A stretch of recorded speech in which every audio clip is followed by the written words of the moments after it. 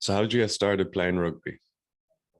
Um, Good question. I got two brothers, and one of them used to play down at a local rugby club. Probably a lot like a fair few people, really just got stuck in through more the grassroots bits, and then picked up a little bit at school and took it from there. Really, Nice. And you play any other sports growing up? not really. I did a bit of swimming, did a bit of gymnastics, but like really, no, not too much. It was pretty rugby focused, to be fair. Nice one. And when then you said like school, when did you start to, I suppose, enjoy it, get serious about it, or that kind of stuff? Yeah, for me, it's slightly a bit different. Like a lot of lads who have been in the professional setup would have done academies since they were sort of 13, 14 or so. But there'll also be a good number of people who, go through uni and then filter in that way. So I was kind of in the middle of that. I got a trial as soon as I left school at 18. But until then, it was pretty social rugby. I enjoyed playing, but I'd never been to like the gym, never focused on nutrition, and I'd never done like extra skill sessions and so on like that. So I got a trial straight after school, and with a bit of luck, I managed to stay there for a couple of weeks, and then went from there. Really Nice one. So you say there, yeah, social rugby, and then just a trial came up. yeah. How did that come about? Yeah, I had a schoolmate a school teacher, sorry, who knew Nigel Ray, who's the founder. Not founder. He's the head guy at Saracens, and he had introduced a couple of other players like Richard Horton and a few others along the way. And he was just like, look, I think it would be good for you to go check him out, and obviously vice versa on the other side. So I did go there. I cut my knee open quite badly on like the first day of a week-long trial. But subsequently, since then, I had been told that I was definitely going to be let go after that week. So it worked out quite well that I did cut my knee open, and I sort of give me a bit of time to rehab, but to show a bit of improvement in a number of different areas. Nice. And around that time, like when you were 17, 18, were you keen on like pursuing professional rugby? Were you keen on going down that route?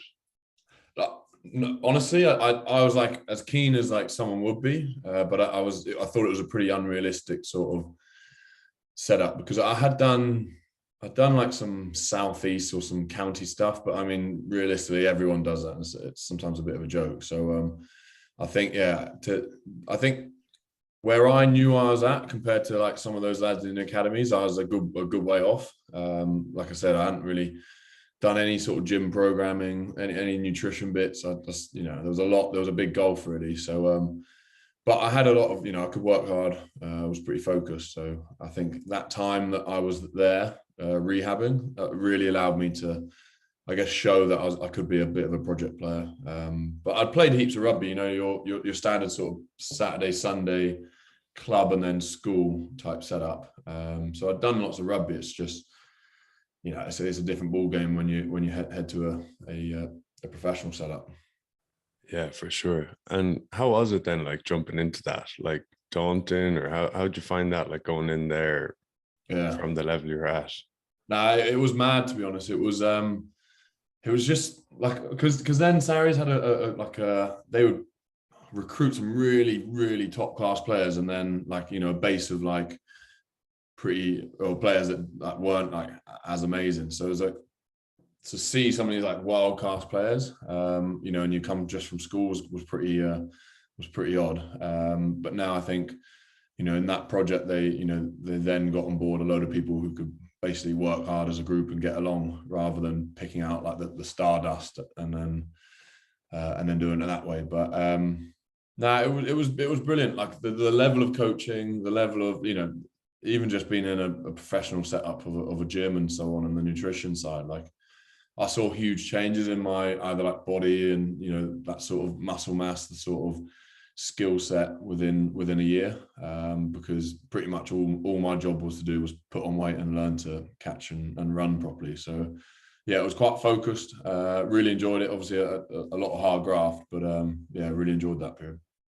Nice. And so when you went in, you said like a week trial at first, and then you cut your knee open, And so what you're kept, they kept you on, like you cut your knee and they're like, oh, we'll give him another bit of time and string him on a little bit longer. Is that how it worked? And then you say a year there. So is it just, were you kind of just going along? They were just keeping you along for the first while, or how did that work? Crack, yeah. No, like I think there's a sort of thing where if you get injured in those sort of things, you know, that it's a good practice to you know, to bring you back to fitness. And for me, like, well, for them, it was pretty risk free. Like, you know, those contracts or petrol money or contracts, which might be $5,000 or so, were, you know, wasn't going to break the bank for them. But you know, to maybe test out and see if someone who was maybe sort of 6'6" or so, you know, it's worth putting a little bit of time and just to seeing if, you know, if that growth does continue. But yeah, cut my knee open. It was right on the kneecap. So like every time I moved, obviously, like you couldn't really do too much. So I basically sat in the gym for upper bodies and got some good growth there. Yeah. And then was it head to Bedford for a bit, for a loan period? Yeah, I was there for maybe 6 months or so. In between, yeah, like my career was pretty step loaded. So I very much like school, into academy, into, you know, on loan, into the FA Cup version of, you know, the LV Cup, into Premiership, into international, and so on. So yeah, I spent maybe 6 months at Bedford, which was brilliant, and I think that's a good system. You know, allowing players to sort of experience adults rugby, but at a level which they, you know, they can also kind of crack into as well. So yeah, it was a good stepping stone. Good to meet and greet a fair few other people. Obviously, some people have been, you know, in it for a fair while. So back at SARACENS, we were still training as an academy group. So I think to get that sort of age group difference and sort of levels of experience in those different things was brilliant. And yeah, I like my time at Bedford. It was good crack, really good. Yeah. And you mentioned there like the progression or whatever, but it was pretty quick for you, wasn't it? I don't know. It was steady. I would say, like, obviously you see some players like, well, never get there. You also see some players get there and, you know, when they're 18, 19, 20. So yeah, I think for me, I was, I have to work that one out, maybe 22 or 20, no, 23 or 24 when I first got international. But I think like it was, what was good was I could see the constant steps going up, you know, even through sort of some injury periods. You know, to get your first LV Cup, then Premiership, then European starts, and so on. So yeah, obviously, like you're always eager to progress as quickly as possible. But I think, especially in a position like mine, it's, you know, it's probably more of an experience-led one. So, you know, if you're in that sort of area when you're 25 onwards, is not a bad thing, because you'd have had a good amount of experience as well. So yeah. And as you're like progressing through at the start, say, was there ever any kind of imposter syndrome, where you say like there's boys in academy from the age of 13, 14, so like you would have gone in, I'm sure, and there's pretty much most other lads have been there for a few years, they know each other, they know the setup, it's quite different. Was there ever, as you're going through, like thinking like, oh geez, I don't know, should I be here? definitely when I first got there, like honestly, I was a bit of a joke when I first got there. I was very, very skinny. I got like just standard stuff, which they'd have done heaps of, in terms of like just making sure your limbs can move properly, you're conditioned for X amount of minutes, you know, you can pass properly, like all these things. I was just like very out of my depth. But like I said, I get enjoyment, I get good sort of buzz out of at least chipping away at stuff. And for me, I could see good initial gains. So even if it was like what can you squat, it was like terrible at start, and then slightly less terrible, and then slightly less, and then to a level which was just, you know, okay at the point. So like those sort of things were quite intriguing. It was quite interesting for me to see, okay, well, if I eat the right stuff, if I do the right training programs, if I do this, you know, then everyone's coachable. And I think that's, you know, as long as you're keen and you put the work in, I think that's where I sort of created my growth, and I guess my motivation and my appetite for it continued off that. Nice one. 100%. And a lot's been chatted then, like in about Saracens, a culture, and like how it's a Mm. bit different from the way other teams are doing. I think everyone's getting on that now, and it's a bit of a buzzword and whatever. And people are doing different things than just the traditional rugby schedule would have been 10 years ago. But chat to me a bit about that, what it was like, when you were then 23, 4, 5, or, playing with Saris. It was brilliant, like really good. I think they nailed it.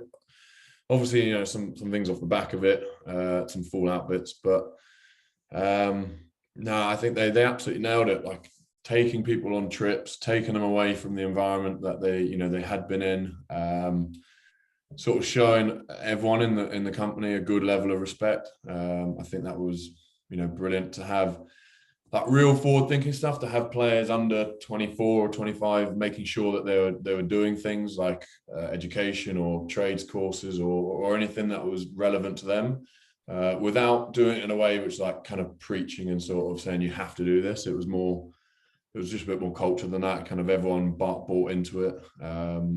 But yeah, like things like that. But like clearly, like some of the best memories I'd have with rugby would be some of those trips. Obviously, for a while they were quite well documented in terms of whether they should be allowed and so on and whatever. But yeah, they were brilliant. And I think like going away on after a game on a Saturday to a different country for 3 days and then having a front up on the weekend, once you've put your body through a bit of a stinker in the week, was brilliant. And we had a brilliant record of backing them up, and I think those sort of things, if you can build on them, they become quite exciting, quite a bit of something to draw from, a bit of motivation to draw from.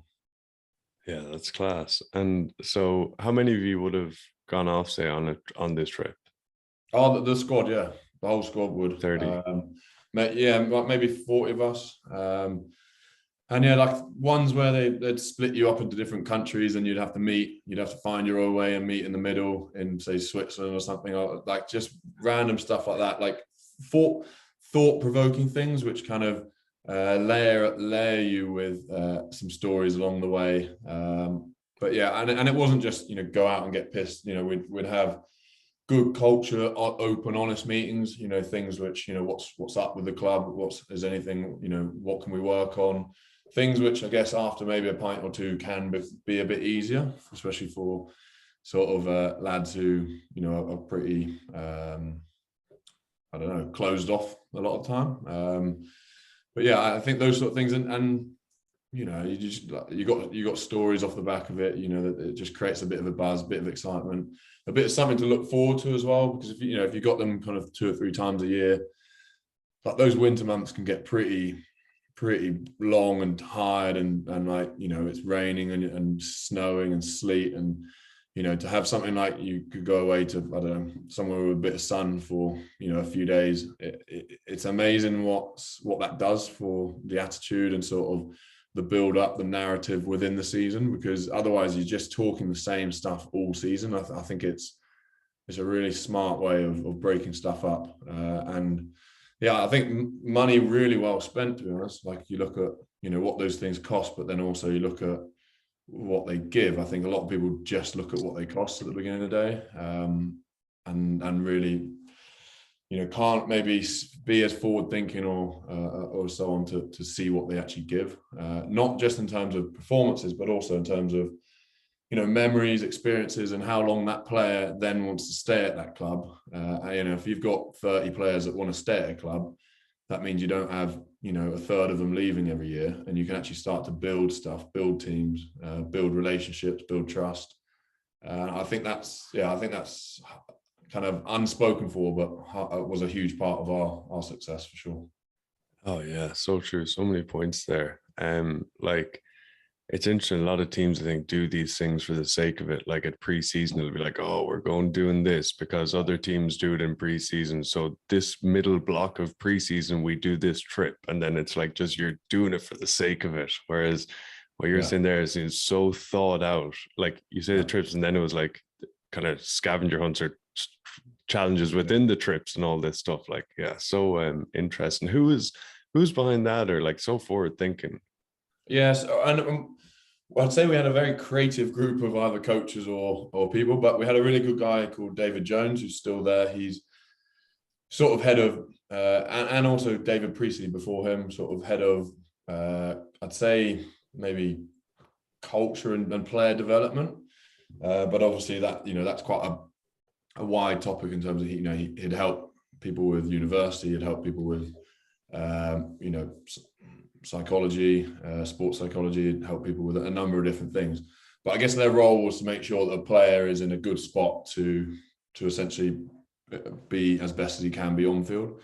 And like I said, a lot of that is actually off field stuff, making sure that the player's happy off field. And I think, like, especially now, I've always been amazed at how you can like coach a player, build a player as a company like SARACENS. You can build a player and put so much into him for like 5 years, and then suddenly in 3 months they could lose their head and not want to play anymore or anything like that. So I think the emphasis, I definitely think now, especially off the back of COVID, like a lot of emphasis is around how can you keep a player sane enough to completely be committed to want to listen in meetings, to want to improve, to want to progress. Really, I think that's probably the bigger battle now. I think you've seen heaps of improvement in people's fitness, strength.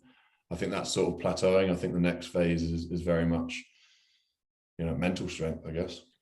Yeah, that's such a good point you make. And because like say all the gym, all that stuff, everyone has sussed it all out, I think. Like everyone's at a similar level. And it's you want that person to be good, like to be all good. And like say, want to stay going into what you're saying as well. It's like, first of all, you put all this time to them, you want them to stay, but then you want them to be buzzing, you want them to be wanting to come in, to be wanting to play and just to be flying it versus just putting them through the ringer. Yeah, and a good club should want them to leave with some unbelievably memories, even if that's going on to a different, better club or worse club, or they've got a different offer or whatever. Like a good club should want them to enjoy their journey, that they've been there, to talk about them well, to because that's all part of then how you recruit the next person if someone leaves happy and so on. So I think definitely SARACENS did a very good job of leaving players very happy once they left, and as a result, like, we'd have picked up a good number of players just through word of mouth. And if someone wants to go somewhere, that they're willing to accept a little bit less, and so on and so on. So I think those sort of things all take into consideration when you're trying to build a winning culture. Yeah. And when you mentioned there, like the mental side, how that's like the next, like, I suppose, growth period or whatever, or opportunity. What kind of stuff were you doing in SARACENS? Like off-field stuff? Yeah. Me personally? Yeah. Or yeah. I did a business degree. And like, I think they were quite good in terms of, like, well, I'd go to them and say, look, I've got exams here, I've got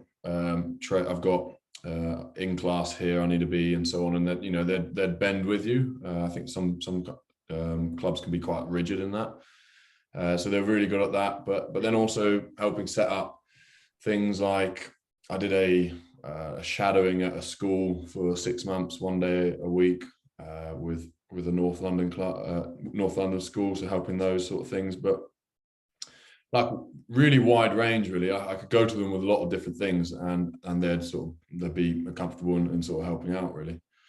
Like, even when I started to set up business bits towards sort of 2018, so my last couple of years there, they would help out with contacts, and help out with putting me in the right places. So it was very, very helpful. Very helpful. good stuff. And so with the business, why did you start to decide or want to set that up, or why did you go about that? I think I've done a degree, and I guess more on the like the actual use case side, like myself and Dom Day, the other co-founder, both in 2018, both got injured, both had operations in January and February. And WADA, which is the World Anti-Doping Association, so they're the ones that test us for banned substances, they took CBD off, which is a cannabinoid, which is and they took that off the list. So essentially, we were both injured, looking for ways to recover quicker, within the boundaries of what we could do. And tried CBD, got some really good use case out of it. And then off the back of that, thought, fuck, let's set up a company. So kind of went from there. And now, lots of like good vitamins as well, some like a wellness range as well. And kind of took it from there, really. Cool. So the two of you had this idea, and then how did you go about starting, or how did you? Yeah, no, I've had, like, yeah, it is interesting. I think you just got to do it. I think so. The first steps really just setting up a company, a company's house, and I think like what could be good for useful for like athletes is like, if you want to set a company, these are the first 10 steps in doing. I think that it could be useful, and I know the RPA are looking at those sort of things. But essentially setting up a company at company's house. Going and finding the right contacts. Did a heap of like background. Obviously, if you want to make a good quality product, you've got to make sure that you're doing the right background research. So a lot of learning on the job, but a lot of questions asked, a lot of roping in sort of people who ultimately got a lot more experience than us, and just making sure that we were kind of speaking to as many people as possible about what we wanted to do and how we wanted to skin it, I guess.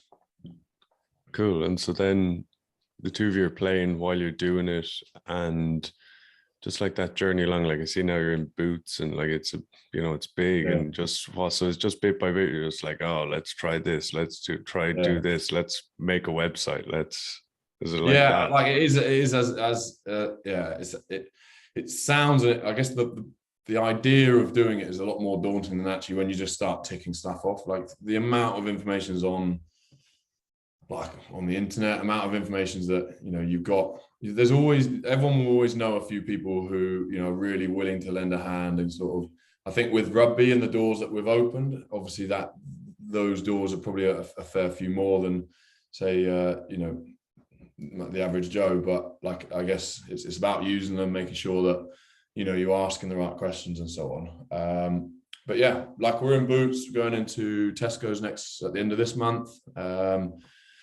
We've been doing some raising. We'll probably do some more raising in a few months' time. It's like, I think for us, the main thing is just trying to make sure that we're producing very good quality product. I think there's a heap around like having, especially on say the vitamin side, there's heaps around crap product, but marketing it really well. And it's actually really, once you like are in the mix of it and understand and got, we've got some formulators, we've got some doctors and so on, like really looking into the products that we'd see as competition. Like it's really interesting to see how much goes into marketing, and you can market something that's crap very well.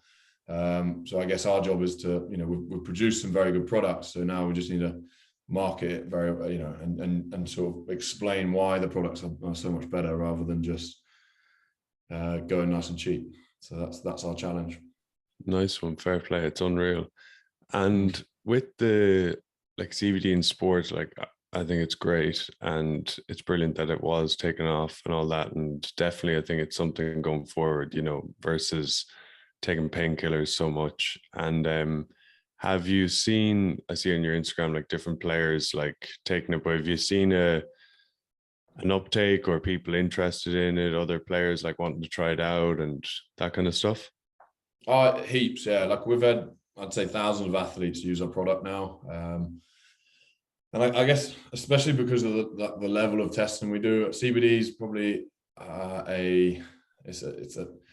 it's a product which obviously is highly associated with cannabis because it is a compound from cannabis or the hemp plant, and therefore you've got to get things right in the production and so on, and the testing to really give people confidence. I think when we first brought out, as two rugby players brought out a cannabis-based product, we went from getting maybe tested 3 or 4 times a year to getting sort of 10 times a year from randomly drug stuff. So I think and we worked alongside the governing bodies on that sense, and made them very aware of what we're doing and so on. So I think we get ours third-party tested, third-party batch tested by a banned substance control group that sort of tests for heavy metals and banned substances and so on.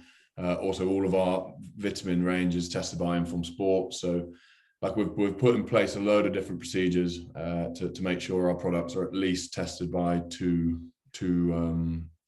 I guess testing bodies, and that we're very happy to take. So I think, like I said, for us, it's all about trust. It's about building a brand which might not pay off like rapidly in the short term, but you build brands which I guess are trust based and product based and sort of quality based, then that it does come back round. So we're now starting to see some really good growth on those sides of it. And yeah, I think if we'd always encourage, if there's anyone's got any questions around CBD or any vitamin bits, then of course reach out to us at 45.com, but or just or go for brands that are highly tested, because especially in the CBD space, it is cleaning up now, but it's been an interesting space for some brands who kind of want to get in and get out quite quickly. Yeah, fair play. Well done. That's brilliant. And I saw you say somewhere else, I think, that you kind of like retired to focus on the business, on what you're doing there. And like, why is that? Were you kind of done with rugby because you're still 32? Yeah, I think people retire for a number of different reasons, never just one. And for me, I'm quite like I said, I'm quite like memory or sort of experience based. I like to try. I don't want to basically stuff as many as I can in my lifetime. So I think for me, I've done rugby for 14 years. I can still walk. My back's a bit sore, but I can still, I'm still present instead of like really hanging on to the last couple of years. But then also things like sacrifice of weekends, friends, relationships, all those sort of things. But yeah, I think the biggest thing was I have a very good opportunity with 4-5, and I think for me it's a case of can I grab that? The way up would be to come back, and try and work for maybe a World Cup or work for a Premiership sort of spot and get in that sort of route. But yeah, for me, it was a case of balancing everything up. Really, I had a good 3-month sort of decision process in how I and looking at the different levers or different areas in my life that and for me it was like it just about came on the business side that I wanted to go down that route rather than continue with rugby. So yeah, it was definitely a balance of where I'm at, what I'm doing, physical health, what's going on with everything in the mental side at the moment in terms of concussions and all that. So it was a balanced approach to see and explore the next chapter of my life. Good stuff. And so was, like you mentioned there, concussions, was that like something you thought of weighing up? It's like I'm all good now, and that just you have this opportunity in front of you, and it's just like that's exciting, but they're just like I can walk away now healthy. Yeah, that is a huge bit of it. There's some pretty ugly stories coming out, and I know you never know until you get a scan or something what's going on. But I think for me, I wouldn't say that that's like a sob story in itself and something that is like the one and only thing. But like I said, there's a number of different things, whether it's finance, like the sacrifices you make, business opportunities, how your body is, how your mind is, what you want to experience in life. So I think when I brought them all together and looked at them on basically on a piece of paper, and just I think for me it was the right option to experience something new. And I know that the missing out on more games with friends or and having family come watch, all those sort of things are definitely things that I'll miss. But I could also drag my career out, and you never know what happens in the next couple of years if you do that. And then especially the older you get, I'm happy and content enough with my career, and I think for me it's about exploring the next chapter. Yeah, good stuff. And just on, like, have you had any concussions or many? I'd had a few, yeah, like maybe 3 or so in my career. So not heaps and heaps, but I think it's more, a lot of those things are more like the smaller regular hits, I think. And obviously in a position where we are in second row, kind of cleaning up a lot of stuff. plus all like I'm probably in a position where I'd normally do your 80 minutes instead of your 50 minutes. So I think those sort of things in terms of wear and tear on body and mind is, it comes into account, especially the older you get. Yeah. And when you went off to Japan, like once again, you were kind of in your prime, or you're probably what, 30-ish at that stage. When you mentioned their experiences and stuff, was that just something you're like, well, fuck it, like head off to Japan, have a bit of crack, like see what it's like over there? Is that? Yeah, like pretty similar. Like I guess in my thought process, I'd be quite practical in terms of weighing up a lot of different stuff. And for me, like, I was playing for England at that time. So those, again, it's like the sacrifices there and so on. And I was really enjoying at Saracens. So those sacrifices, but I think when I weighed it all up in terms of more time to do business because of a longer off season, less wear and tear on your body, because obviously, I've been going from playing maybe 30 plus games a year to 15 games a year in Japan. So those sort of things make a big difference. But I think ultimately the biggest thing there was, I knew at some point, sort of when I was around 30, I wanted to do something different. And I think that was as different as you could possibly plan. It's a wild place and somewhere I'd highly recommend to head out to. Yeah, how was that? What was it like culturally going over there? Just crackers. Like so whenever I was asked, my only answer is like it was just different. It was. Have you been to Japan? No, never been. Yeah. So like I think most people go there, they'll say it's a bit like a different world rather than a different country.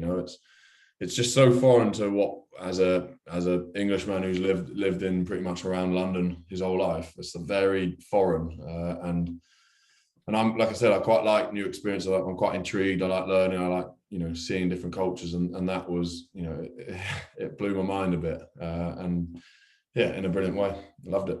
Yeah, a few years ago, I was playing with a guy, and his best friend went out there playing, and he was saying that like the feedback he got was like the beds were really short, the food was all really weird, and then he used to go for beers with the boys, and he'd just be sitting in the corner. They'd be drinking or speaking Japanese, and one or two would speak English, but he'd just be out with the lads, Yeah. So again, you have to do a bit of research around like what club you go to, where you go to, because you can get very foreign clubs in terms of the like sort of language side of it, but also you can get very foreign coaches, and sort of maybe the training might be very different to what you're used to.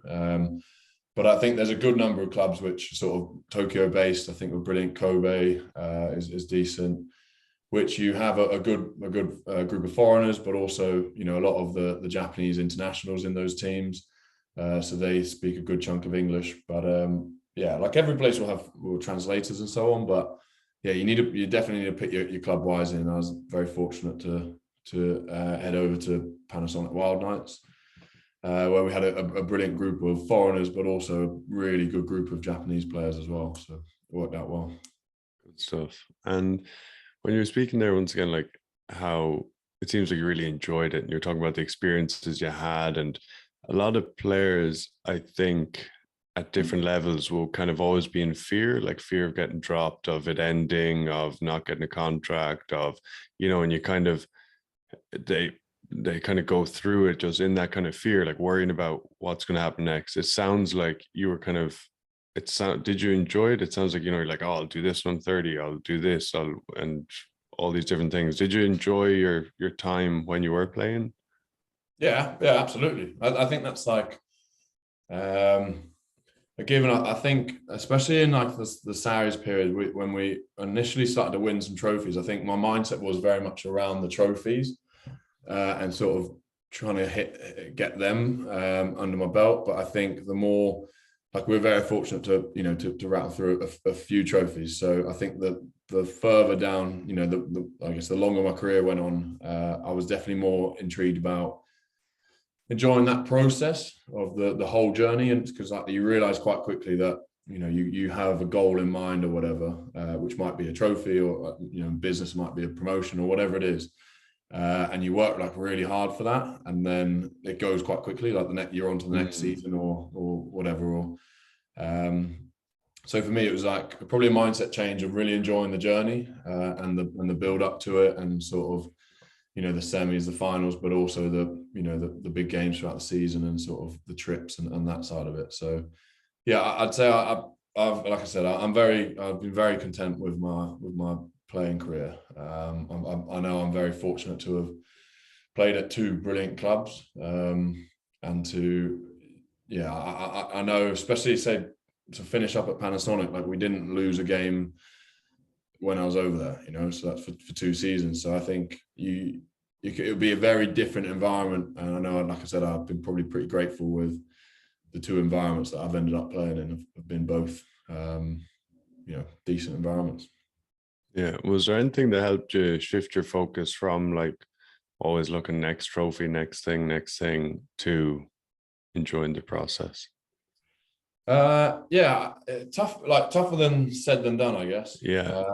I think it's pretty easy to try and, but I think probably like enjoying the off field a bit more. I think you can get quite, when you're younger, I'm not saying this is right for everyone, but you can be quite like, you don't want to enjoy this side of, the off field in terms of maybe having a drink or relaxing a little bit. I think the longer, the older I got, so in terms of pre-season, like maybe when I was younger, I'd be grafting, and you get 5 weeks off, I'd be doing 3 weeks of graft.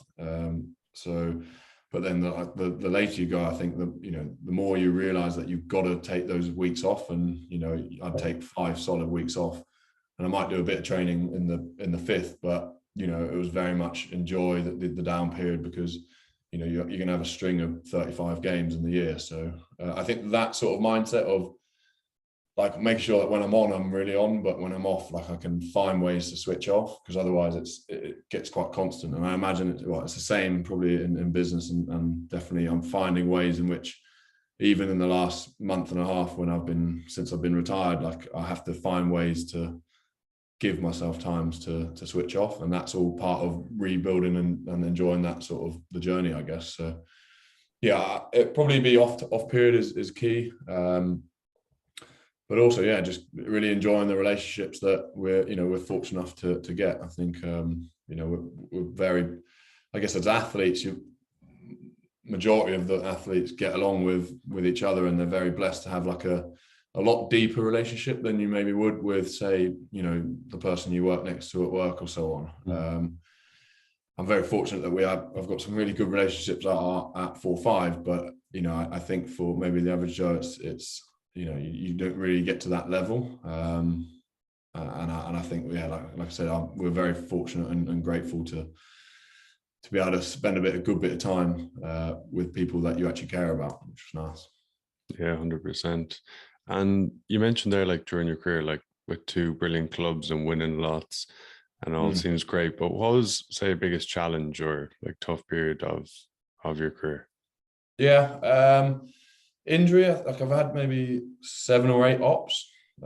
So there's definitely times and periods when I would have been injured when I definitely didn't want to be, and lower body injuries as well. So like 3 ankle ops, 2 MCLs, and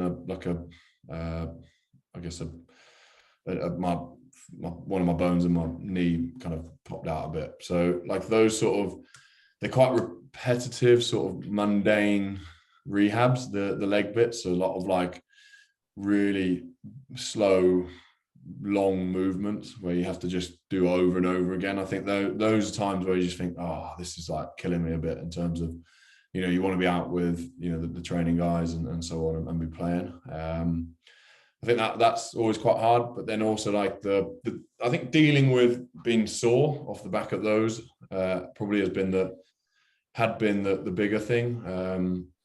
And like a lot of that soreness sort of went away when I was at Japan, because I lost sort of 10 kgs, because you don't need to be 120 over there. And I did, less jumping, less on my body and so on. So I think that sort of period where I was heading into sort of the last couple of years in UK, where there's a good tough grind where you go from sort of Premiership to Europeans to internationals to Premiership to European to summer tour. I think that's tough grind, and I think my body was sort of hurting me a little bit there. But I think that's a large reason of why I was excited to move and to experience some other things as well. So I'd say injury was the tougher bits, and I kind of like how you deal with that, how you deal with I guess the pain side of it as well, because it can sort of drag you down after a little bit, but that's all part of professional sport, and I think that's I'm very aware of that. That's life. Yeah. Was there anything that helped you through it? Because like it's pretty common when people find injuries tough, and everyone gets them, as you say, like in playing rugby, everyone gets them. But anything that helped you through those periods? Yeah, I think once you put up with certain stuff for a while, but then you suddenly go, right, well, actually, I've probably got to change or adapt here. And I think for me, like a lot of that was around. Sorry, a lot of that was around. I'm just in flight mode. A lot of that was around.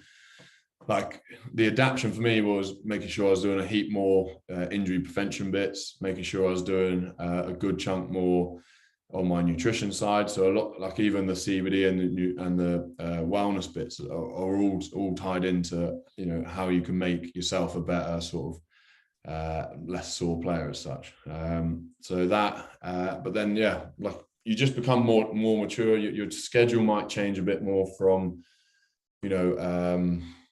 from out and out, say power and so in the gym to a bit more injury prevention, a bit more maintenance type stuff. So you mature in that sense, and I think those sort of things you start to pick up when you have a fair few ops or you have niggling injuries. Yeah, and definitely experience helps for sure. What kind of coaches did you like being coached by, or what? So like say if someone listening or a coach, like what makes a good coach these days? I think coaches that are clear. I don't think anyone likes to bullshit now. I think, I got dropped once by being told I was 49.51% not selected. And I just like that means nothing to me. You've given me nothing. The only thing you've given me is like just crap information, which I don't even know how to process, or I had no motivation off the back of that in terms of, I could go and do this to achieve this. I could go and change this. So I think that sort of like useless, fluffy information is something which I'd try and I would not respect a coach for that, and I'd ask for more. But then you get, your people like Eddie Jones who are ridiculously clear with me in terms of, right, you'd need to do this, you need to do this, or you're doing well in this, those sort of bits. I think, I like the clear cut sort of conversations. And I think a majority of players do. I think the ones which don't are maybe ones which probably know that the answer is one they don't really like to hear and therefore might like a fluffier answer. But I think the ones that maybe generally want to improve, and fight for their positions are ones which will always, take the honest feedback, but also, if you're doing well, then it's good to be, encouraged as well. Yeah, it's actually such a cop out and so cowardly from coaches. It's a cop out, yeah, it is, because no one likes to do those sort of meetings. But like, if you can do it open, honest, and there's reason behind it, then that's like, and even if the reason is, well, this player is a different type of player than you, then you can understand that because you've got to pick a game plan and so on. But if you're left the meeting with a guy was 2% better than me, like you don't even know what that means. It's like, it's nonsense. So I think I'd always encourage, or I'd always approach the situation quite openly as well. So I wouldn't try and fluff about it a bit as well. Yeah, good stuff. And he's my favorite coach, but Eddie Jones, how is he like playing under? Yeah, good. Like, a huge amount of respect for him. Yeah, I think he's like, I love the media. They love to get stuck into stuff, and they've always got to write stuff. But he's a coach which is, his winning percentages are still, I think, the best as an England coach. He's a big tournament coach as well. So I'm really excited to see how they get on in the 2023. But yeah, he's continuously like moving forward. He's learning. He's always asking questions. He's always speaking. I know like his work rate off field as such in terms of speaking to different coaches, different disciplines is so big. And I think as a player, that sort of gives you a bit of, it impresses you and gives you a bit of confidence that he's and their team's doing everything they can. But yeah, I've got nothing but good words about him. He could be straight down the line. Like he'll give you it nice and clear. But yeah, I like that. I really do. Good stuff. And when you say tournament like coach there, like for sure, like his record at World Cups speaks for itself. But what's the difference there? Like what's the difference with, say, being involved with England during a year and then a tournament? Like I don't know. I think you get more time, don't you? As a coach, you get more time with the players. You get like a month or two continuously pre-World Cup. So I think with the English setup, it's always some of you might get a week before you play a Six Nations game, which is pretty tough in terms of trying to get players on the same page and so on. I know it might be different for other countries that kind of own their players as such, but the dynamic with the RFU, the PRL, which is the Premier League, and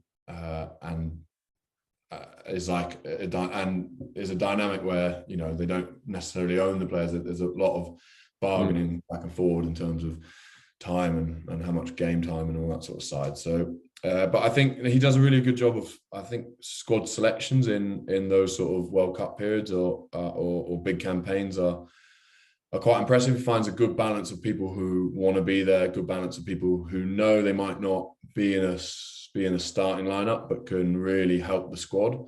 So good team players, but a good balance between age and the youth and more experienced players. So yeah, it's just more time. I think is the big one there. He gets more time with the players. Yeah. Hey, thanks for your time. Appreciate it. Just two more quick questions. But what was your favorite day in your career, or if you could like relive one day in your career? I don't. There is heaps. There is heaps because, like I said, we're very lucky to have been in some big games. I did really enjoy the Barbars game, like my last one. I thought it was nice because obviously it is a bit more of a relaxed game, but also I had sort of 90 odd people there watching and sort of celebrating, a career as such. So I enjoyed that, but no, there'd be heaps, between the first sort of starts, all those sort of things, but also just random small games like a game against Argentina when we, had a red card for the whole game, and the way you sort of have to pull together and so on. Stacks. I wouldn't be able to pick one. Basically, I'm giving you a crap answer. I wouldn't be able to pick one. Nah, it's good. It ties in like the way you're saying like that. Your experiences seems like you really enjoyed it while you were playing, which is brilliant. And yeah, when you do that, then yeah, there's lots. And then last one, the young lad that got that trial for Saris who hadn't played much rugby back in the day, you at say 18, what advice would you give him? I'll give him advice. Just like work hard. To be honest, work hard enough. I think there's no real substitute for that. But then I'd say enjoy the journey, which I think I have done. But like I said, there's definitely a few years at the start where you're quite focused on, that bigger goal rather than focusing on enjoying, every day and so on. Yeah, I'd say graft, to be honest. Like most people can get somewhere if they're willing to work hard enough and sacrifice a few bits. 100%. Hey, thanks so much for your time. Congrats on a brilliant career, and cool looking at what you're doing now, 4 or 5. Best of luck with all that going forward. Thanks very much for having me on. Cheers.